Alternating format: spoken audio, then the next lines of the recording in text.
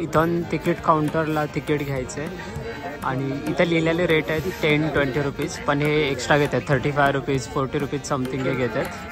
I don't know हे काय केलं यांनी, बट घ्यायला तर पाहिजे होतं.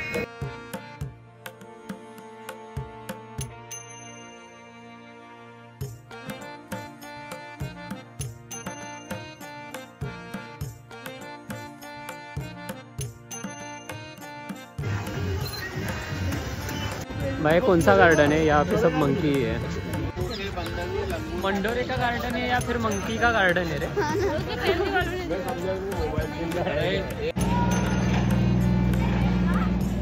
ही आहे टॉय ट्रेन आणि समोर तिथं टेम्पल पण आहे, तिथं आपण जाऊया टेम्पल बघायला.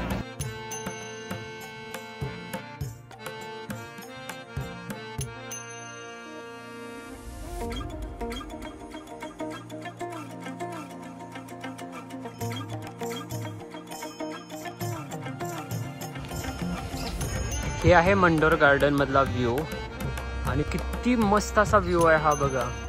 इथं असं मंदिर आहेत आणि खूप सारे मंदिर आहेत इथं.